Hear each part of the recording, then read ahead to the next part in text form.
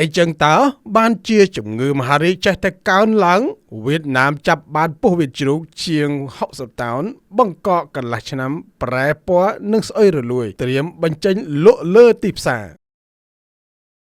នៅប៉ុន្មានឆ្នាំចុងក្រោយនេះអត្រាអ្នកកើតជំងឺមហារីកដ៏កាចសាហាវក្នុងចំណោមពលរដ្ឋខ្មែរបានកើនឡើងខ្លាំងដល់កម្រិតប្រកាសអាសន្នដោយក្នុងនោះកត្តាចំណីអាហារគឺជាមូលហេតុដ៏ចម្បងព្រោះមនុស្សរស់ដោយសារអាហារហើយក៏ស្លាប់ទៅវិញក៏ដោយសារអាហារដែរហើយជាការកត់សម្គាល់កម្ពុជានាំចូលច្រើននៅបន្លែត្រីសាច់និងគ្រឿងឧបភោគបរិភោគផ្សេងពីបណ្ដាប្រទេសជិតខាងដូចនេះមុននឹងទិញបរិភោគសូមបងប្អូនពិនិត្យពិច័យនិងបង្កើនការប្រុងប្រយ័ត្នឲ្យបានខ្ពស់ឯកឧត្តមឈៀងរ៉ារដ្ឋមន្ត្រីក្រសួងសុខាភិបាលកាលពីអំឡុងឆ្នាំ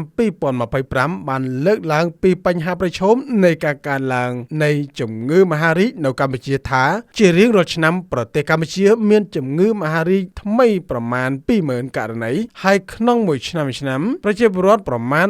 14,000 នាក់បានបាត់បង់ជីវិតដោយសារជំងឺនេះដែលតួលេខទាំងនេះឆ្លុះបញ្ចាំងអំពីសារៈសំខាន់និងភាពបន្ទាន់នៃការដែលត្រូវចាត់វិធានការទប់ស្កាត់ហើយងាកទៅប្រទេសវៀតណាមក្បែរខាងកម្ពុជាឯនោះវិញឃើញថាសវត្ថិភាពចំណីអាហារបានក្លាយជាបញ្ហាដ៏គួរឲ្យព្រួយបារម្ភខ្លាំងដោយសារតែជនល្មើសកែច្នៃចំណីអាហារខ្វះស្តង់ដារដោយមិនខ្វល់ពីសុខភាពនិងអាយុជីវិតរបស់អ្នកទទួលទានធ្វើយ៉ាងណាឲ្យតែបានលុយជាក់ស្ដែងពោះវៀតជ្រូកបង្កករហូតទៅដល់ជាង60តោនត្រូវបានរក្សាទុករហូតប្រែពណ៌ជាក្លិនស្អុយដូចលាមកត្រូវបានប៉ូលីសវៀតណាមឆ្មក់ចូលឆែកឆេរឃើញនៅក្នុងឃ្លាំងមួយក្នុងទីក្រុងហាណូយហើយឈ្មួញទុច្ចរិតត្រៀមនឹងដាក់លក់នៅលើទីផ្សារនេះវាយោងតាមការចុះផ្សាយរបស់សារព័ត៌មាន VN Express កាលពីថ្ងៃទី30ខែមករាឆ្នាំ2026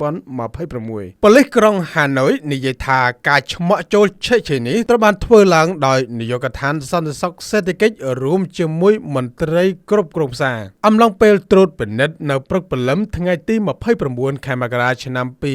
2026អាជ្ញាធរវៀតណាមបានពិនិត្យរោងចក្រមួយកន្លែងរបស់ក្រុមហ៊ុន Dongpat Production and Trading Co Ltd ទីតាំងនេះកំពុងផលិតនិងលក់ពោះវៀតជ្រូកដែលមិនស្គាល់ប្រភពដើមផលិតផលភាគច្រើនបានប្រែពណ៌មានក្លិនស្អុយដូចលាមកនិងមិនអាចអនុវត្តតាមស្តង់ដារសុវត្ថិភាពចំណីអាហារនៅខាងក្នុងឃ្លាំងក្លាសេមន្ត្រីបានរកឃើញពោះវៀតជ្រូកនៅកករហូតដល់ប្រមាណជា59តោននិងផលិតផលសម្រេចចំនួន 3.6 តោនរួមទាំងពោះវៀតជ្រូកដែលគេយកធ្វើសម្បកសាច់ក្រកត្រៀមរួចជាស្រេចសម្រាប់បញ្ចេញលក់នៅលើទីផ្សារផងដែរទន្ទឹមនេះប៉ូលីសវៀតណាមក៏បានរកឃើញម្សៅនិងសារធាតុរក្សាទុកឲ្យបានយូរដល់គ្រោះថ្នាក់ផ្សេងដែលមិនស្គាល់ប្រភពដើមផងដែរព្រោះម្ចាស់មិនបានផ្ដល់វិក័យប័ត្រឬឯកសារផ្លូវច្បាប់ដើម្បីបញ្ជាក់ពីទំនិញទាំងនោះឡើយហើយជាលទ្ធផលប៉ូលីសវៀតណាមបានដកហូតវត្ថុតាងទាំងអស់ដើម្បីស្រាវជ្រាវបន្ថែមខ្ញុំមុនីវ័នពី RT News